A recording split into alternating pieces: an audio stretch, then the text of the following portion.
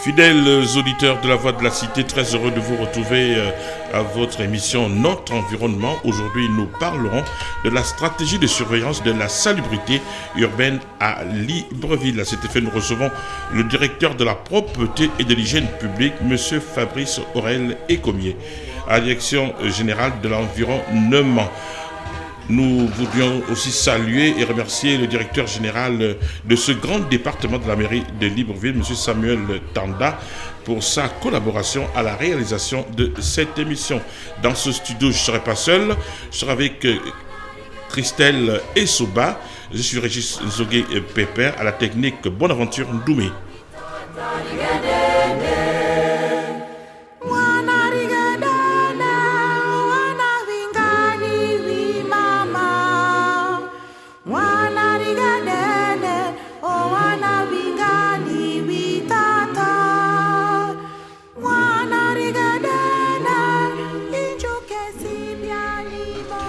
Je vous l'ai dit à l'entame de cette émission, nous aurons comme thème quelle stratégie de la surveillance de la salubrité à Libreville. Pour nous édifier, il y a M. Fabrice Aurel Ecomier, directeur de la propreté et de l'hygiène publique à la direction générale de l'environnement de la mairie de Libreville. C'est bien ça, M. Fabrice? Oui, c'est bien ça. Alors, M. Fabrice, comment allez-vous? Ça va, ça va. Alors, comment se porte la direction générale de l'environnement de la mairie de Libreville, et nous décliner un peu les grandes missions assignées à ce grand département, devrais-je dire aussi, stratégique de la mairie de Libreville? Oui, il faut dire que la direction générale de l'environnement se porte très bien. Simplement que la tâche qui nous est due est très ardue, mais nous faisons avec. Qu'à cela ne tienne, le directeur général de l'environnement donne un pouce, il galvanise les troupes, et au jour d'aujourd'hui, je pense que nous sommes sur le terrain. Alors, les missions de ce département de la mairie de Libreville, c'est la propreté de la ville, de l'environnement? Oui, la propreté de la ville est un pan. Il faut simplement dire que la direction générale de l'environnement a pour mission principale la politique environnementale de la commune, n'est-ce pas? Et donc, à l'intérieur de ce grand axe, il faut dire qu'il y a plusieurs activités qui sont menées, notamment dans différentes directions qui composent cette direction générale. À la direction générale de la propreté, nous avons entre autres la surveillance notamment des voies urbaines, nous avons entre autres le balayage, nous avons entre autres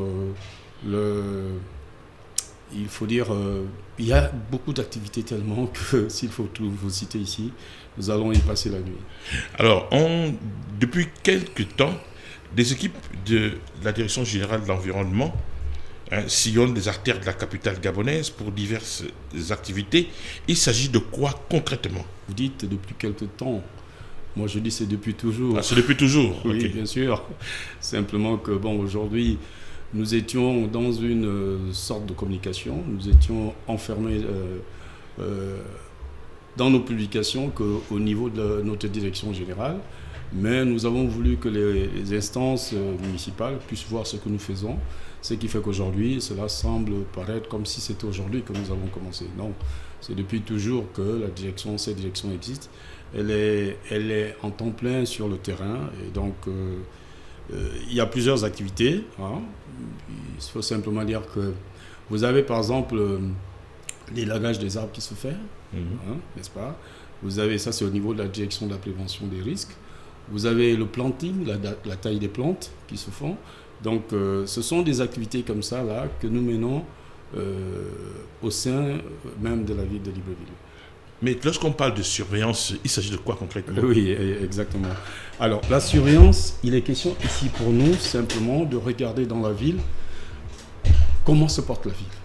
Et donc, chaque matin, nos équipes sillonnent la ville à l'effet de voir s'il y a l'insalubrité dans la ville. Nous parcourons toutes les ruelles, pas totalement toutes, mais les principales, notamment les zones sensibles. Vous avez par exemple la zone de l'aéroport, où vous avez toutes les autorités qui passent chaque matin. Il est important de regarder s'il n'y a pas des déchets qui sont au sol, s'il n'y a pas de l'insalubrité. Ça peut être un déversement à partir des camions, n'est-ce pas, de ces déchets-là. Donc c'est un peu ça, la surveillance, c'est de regarder au niveau aussi du littoral, n'est-ce pas. Vous savez qu'au littoral, nous avons des vendeurs de coco. Et ces vendeurs de coco laissent à même le sol les déchets qui sont produits à ces niveaux. Donc là aussi, nous agissons, nous essayons de regarder ce qui ne va pas, à l'effet de faire en sorte que la ville soit attrayante le matin pour les usagers de la route. Alors, dans ce studio, je suis accompagné de Christelle et Souba. Alors, Christelle, une question pour M. Del. Oui, bien sûr. Alors, moi, je vous demandais comment sont organisées les opérations. Comment vous organisez les opérations des différentes équipes pour pouvoir pallier. Est-ce qu'il y a un plan particulier Voilà, est-ce qu'il y a un plan d'action particulier? Exactement. Merci, Régis. Il y a des programmes qui sont faits la veille, n'est-ce pas, et même une semaine avant. Mais vous avez aussi des urgences qui peuvent faire en sorte que l'on puisse changer de programme. Et donc les opérations, lorsque par exemple nous tournons le matin et que nous arrivons au travail au bureau, nous réunissons les équipes. Il peut en avoir 2 ou 3, ça dépend. Nous réunissons les équipes et ces équipes vont agir sur le terrain. C'est comme ça en général que cela se passe. Et vous avez combien d'équipes? Au jour d'aujourd'hui, nous pouvons en compter 3. Des équipes tournantes. Et permettez-moi, M. Komi, vous pensez que ces 3 équipes sont suffisantes pour pouvoir essayer de gérer la surveillance de la constituées gestion de qui? Des ingénieurs, des paysagistes, des déboueurs? Imaginez-vous sur un site, vous taillez les plantes, mais que l'espace vert n'est pas désherbé. Ça ne fait pas beau. Oui. Donc, qu'est-ce que l'on fait? On fait un mélange. Si vous avez des paysagistes, vous avez des désherbeurs, vous avez aussi des reapers, des gens qui sont là pour enlever les mauvaises herbes. Donc, c'est un peu comme ça que nous composons les équipes. C'est vrai qu'il y a des directions, mais nous préférons les croiser à l'effet que les équipes soient au complet sur le terrain. Alors, quels sont les grands domaines d'intervention? On a parlé du littoral, il y a les cours d'eau, il y a les désherbages. Alors, quels sont les grands domaines d'intervention de la direction de la propreté et de l'hygiène? Bon, écoutez, je vous l'ai dit ici tout à l'heure, vous avez, comme cela, des grands axes. N'est-ce pas? Vous partez du carrefour Gigi. Bon, je parle de la commune, de Libreville. Parce qu'après Gigi, nous ne sommes plus dans la commune de Libreville. Oui. Donc, si vous partez de Gigi jusqu'au carrefour Akaï, vous voyez, ça c'est la voie express. Donc, pour nous, à ce niveau, cet axe peut être constitué en 2. Et c'est ce que nous avons fait. Donc, vous parlez de là jusqu'au PK5, c'est un axe. Un axe très sensible. Vous partez du PK5 jusqu'au carrefour Akaye, c'est un autre axe. Vous avez d'autres axes comme ça. Vous avez par exemple nouvellement créé la voie de contournement de l'aéroport, qui est un nouvel axe qui n'a jamais été en fait traité par le passé. Mais nous allons faire après, en 2025, autant pour moi. Vous avez aussi le boulevard de l'Indépendance, donc tout le littoral jusqu'au niveau de la présidence de la République, qui est traité. Vous avez le boulevard Triomphal, n'est-ce pas?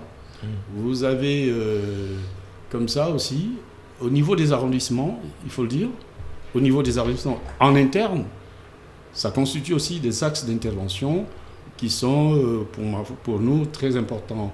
Vous avez les grands carrefours, n'est-ce pas? Où nous intervenons, parce qu'il faut dire que ce sont quand même des zones assez... là où il y a du monde et où il y a une production majeure de déchets. Oui. Voilà. Et donc à ce niveau, nous intervenons aussi au niveau de ces grands carrefours. Récemment, vous étiez sur la voie de contournement. Il s'agissait de quoi concrètement? Il s'agissait de dégager au niveau de la zone de Cala, n'est-ce pas, les commerçants qui étaient tout autour. Vous savez que le président de la République, chef de l'État, Brice Clotaire Oligui, se devait d'inaugurer cette voie. Donc il fallait justement dégager les commerçants qui sont autour. Sans plus, bon, j'ai fait un tour là-bas hier, c'est vrai que c'est un peu dégagé, mais comme je vous l'ai dit, ça constitue pour nous un axe majeur qu'il faudra toujours entretenir. Souvent, les missions de terrain, on sait que c'est pas facile, c'est assez compliqué. Alors, quelles sont généralement les difficultés que vous rencontrez au quotidien dans ce genre de mission-là? Parce que vous savez, faire déguerpir des gens qui occupent un espace depuis un moment, c'est pas souvent facile, ça se passe pas souvent très bien. L'une des grandes difficultés, même sans les commerçants, c'est déjà l'incivisme généralisé sur le terrain. Vous arrivez comme ça dans des endroits où quelqu'un part de chez lui avec des déchets et il jette cela sur la route, tout simplement. Il nous est arrivé de rencontrer des usagers qui, avec leur camionnette, viennent comme ça déverser des déchets sur la voie publique. Et ça, c'est pas normal. Et quelles sont les sanctions encourues? Oui, en pareille circonstance. En pareille circonstance, quelles sont les sanctions encourues? Bon, écoutez, en termes de sanctions, c'est déjà les amendes qu'il faut donner. Mais avant même de parler de sanctions, il y a d'abord la sensibilisation. Il faut pouvoir communiquer avec les usagers, il faut communiquer avec les populations. C'est d'abord la sensibilisation. Lorsque la sensibilisation ne passe pas, nous haussons le ton. Lorsque ce sont des opérateurs économiques, par exemple, n'est-ce pas, nous pouvons, comme cela, retirer l'agrément. Voilà, exactement. Oui, déjà... Nous pouvons fermer leur boutique, n'est-ce pas. Nous donnons des amendes. Ça peut aller jusqu'à l'emprisonnement pour certains, lorsque l'affaire a suivi une certaine procédure. Et donc, c'est un peu cela. Il faut dire que pour les opérateurs économiques, nous passons beaucoup de temps à sensibiliser. Parce que nous avons effectivement dans notre desk un arrêté, l'arrêté 0431, qui réglemente l'élimination des déchets commerciaux et industriels. Ce qui fait que lorsque nous arrivons auprès de ces commerçants, c'est d'abord la sensibilisation. Ensuite, le reste suit. On parle le comportement des opérateurs économiques, la situation des cas d'incivisme flagrant. Mais qu'est-ce qui explique ce genre de comportement? Vous avez essayé de comprendre pourquoi son comportement est aussi s'inscrit dans l'incivisme? Vous avez essayé de comprendre? Qu'est-ce qui explique ce comportement de leur part? Tant que nous sommes absents sur le terrain, n'est-ce pas, de tels comportements vont être perçus, cette espèce d'incivisme. Il m'est arrivé de tourner effectivement dans la ville et face à certains comportements, j'adopte une certaine rigueur. Je pense simplement qu'il faut que les agents que nous sommes, n'est-ce pas, puissions marteler, puissions être sur le terrain à l'effet d'éviter qu'il y ait cet incivisme. Mais vous savez aussi que l'agent municipal ne peut pas être debout derrière tout commerçant, derrière toute personne. Lorsque vous allez sensibiliser le matin, alors les gens, eux, ils viennent déverser les déchets à minuit, à 3 heures du matin. Qu'est-ce que nous pouvons faire? C'est bien compliqué. C'est vraiment compliqué. Alors, au nombre des déchets ou des encombrants, qu'est-ce qui revient le plus? Bon, vous avez les déchets ménagers qui reviennent plus. Malheureusement, les encombrants, nous les retrouvons sur les points d'apport volontaire et c'est fort regrettable. Lorsque vous prenez votre matelas, vous prenez votre réfrigérateur, vous venez mettre sur ce que nous appelons PAV, c'est regrettable. C'est pour ça, très sincèrement, bon, écoutez, nous faisons avec, c'est notre taf, c'est notre boulot. Lorsque nous trouvons des déchets, nous enlevons tout simplement. Alors, est-ce que vous disposez suffisamment de matériel pour l'accomplissement de vos missions matérielles? Je vous ai parlé de personnel. Oui, nous disposons de matériel. Sauf qu'avec l'utilisation de ce matériel au fil du temps, il finit par prendre un coup. Donc il est nécessaire pour nous que ce matériel soit toujours renouvelé. Alors, en ce qui concerne les moyens roulants, je ne vais pas aussi me fourvoyer. Ça fait longtemps que nous avons été... qu'on nous a donné du matériel neuf, parce que tout ce que nous avons, c'est des matériels, ce sont des moyens roulants qu'il y a 10 ans. Donc il est nécessaire que ce matériel soit renouvelé. En ce qui concerne le personnel, il y a un certain type de personnel qui est vieillissant. Et il est nécessaire que les jeunes aujourd'hui prennent le relais. Donc c'est un peu ce que nous essayons de faire sur le terrain, c'est de former. Les jeunes ont besoin de formation. Nous le faisons en interne, mais il est aussi nécessaire qu'on aille vers les écoles de formation, n'est-ce pas, dans les petits métiers qui peuvent nous accompagner. Moi, je veux revenir sur la taxe sur la propreté. Cette taxe est-elle effective au niveau de la mairie de Libreville, dans le cadre de la Direction générale de l'environnement ? Non, c'est une taxe qui est prélevée au niveau de la Direction générale des finances. D'accord. Voilà. D'accord. C'est à ce niveau que cette taxe agit. D'accord. Bon, je n'en dirai pas plus parce que simplement, c'est pas nous qui gérons. C'est pas de votre ressort. Oui, d'accord. Oui, d'accord. Fabrice Aurel Ecomier, le directeur de la propreté et de l'hygiène publique à la Direction générale de l'environnement de la mairie de Libreville. Alors, Christelle, une question ? Une question. Quelles sont vos relations avec Quelles sont vos différentes relations avec les entreprises partenaires, voilà. D'accord. Oui. Les opérateurs économiques. Avec les entreprises partenaires, ce sont des relations contractuelles. Simplement qu'avec nous, ils ont signé des contrats avec la mairie de Libreville. D'accord. Donc, ils se doivent de faire leur travail. En fait, la partition jouée par chaque... Oui, j'en reviens justement. Simplement que il arrive effectivement que la ville soit sale. Et pourtant, la mairie de Libreville a des partenaires. Des partenaires en matière de collecte, des partenaires en matière d'hygiène et de propreté. Et donc, lorsque chaque partenaire, il faut le dire, a une partie qu'elle se doit de jouer. Où elle intervient. Je vous prends un exemple. Dans le premier arrondissement, nous avons un partenaire à ce niveau. Dans le deuxième, un partenaire. Dans le troisième arrondissement, nous avons 2 partenaires. Dans le 6e, nous avons 2 partenaires. Je ne voudrais pas les citer pour ne pas faire de publicité, mais ce sont des partenaires de propreté et d'hygiène. Donc, il arrive que lorsqu'ils n'arrivent pas à faire le travail qui s'y est, nous les interpellons à l'effet de leur demander pour dire, écoutez, ça, c'est pas fait. Et si besoin, comme par le passé, nous avions, pas au niveau de la Direction générale de l'environnement, une certaine forme de mainmise, mais je crois que pour l'année 2025, chacun répondra du travail qu'il aura fait, mérité ou pas. C'est simplement ce qui va se passer. Parce que récemment, les médias en ont parlé. On ne comprend pas pourquoi il y a autant d'immondices dans la ville, alors que la mairie a des relations étroites avec ses partenaires. On veut bien comprendre qu'est-ce qu'il s'agit. La stratégie de surveillance, normalement, elle devait être s'inscrire dans l'efficacité et la promptitude. Qu'est-ce qui se passe ? Vous savez, lorsque vous prenez des partenaires, lorsque ces partenaires ont des retards de paiement, n'est-ce pas ? Et que nous les devons 1, 2, voire 3 mois, c'est compliqué pour eux d'être sur le terrain. Parce que ce sont des pères et des mères de famille. Et ce sont des jeunes qui ont besoin aussi d'un petit quelque chose pour vivre.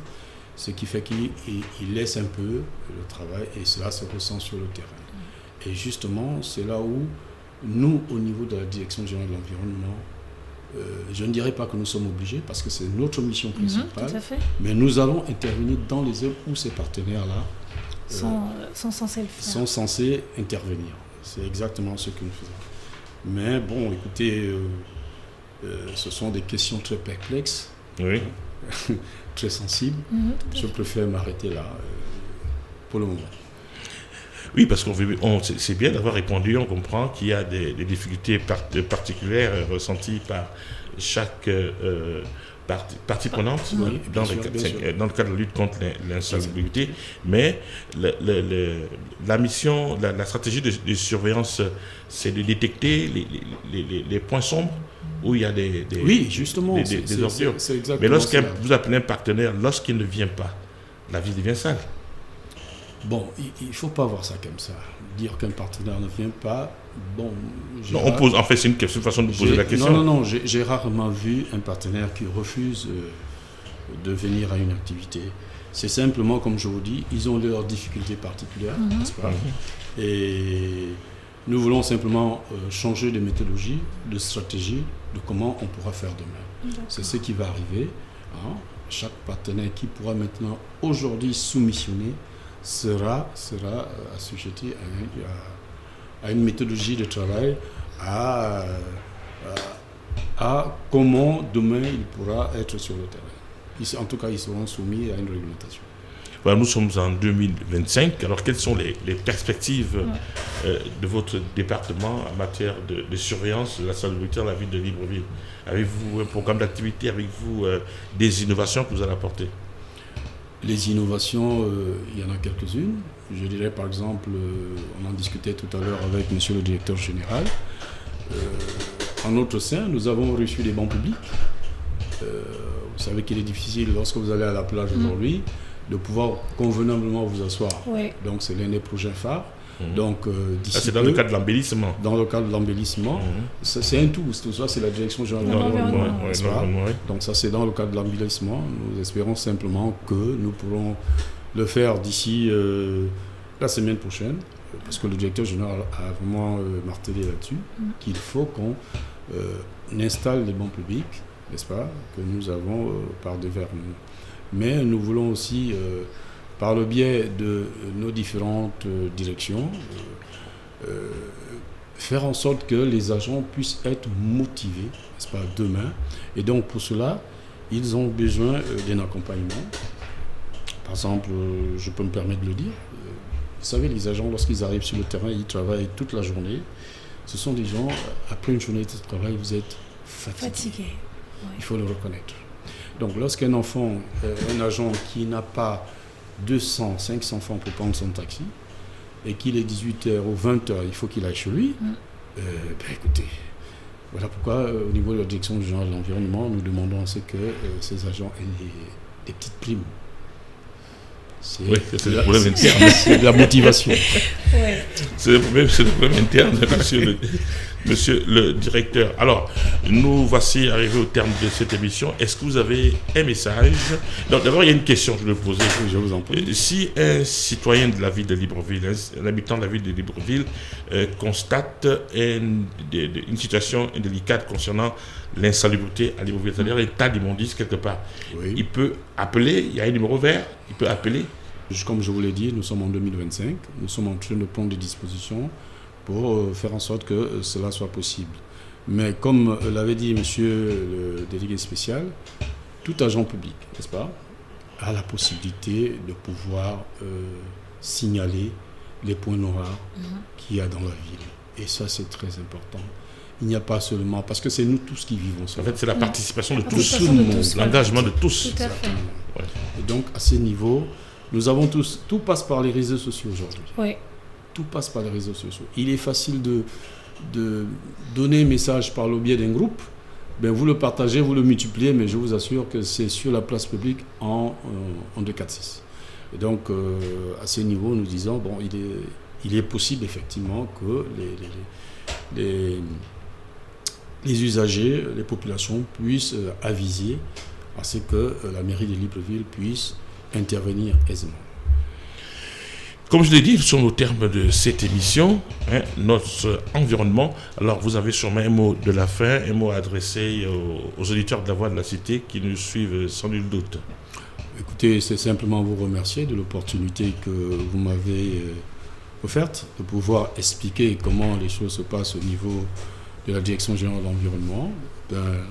Simplement que nous allons nous parfaire, nous allons voir ce qu'il y a lieu d'améliorer et pour dire simplement merci. Voilà, auditeurs de la Voix de la Cité, c'est la fin de cette émission Notre Environnement. Nous avons reçu le directeur de la propreté et de l'hygiène de la direction générale de l'environnement de la mairie de Libreville, M. Fabrice Aurel Ecomier.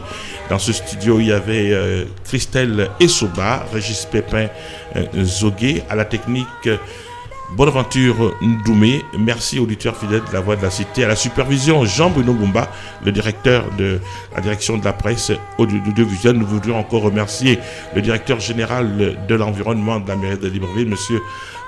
Tanda Samuel, qui nous a beaucoup aidé pour la réalisation de cette émission. Prochain rendez-vous vendredi prochain, lorsqu'il sera 11h10.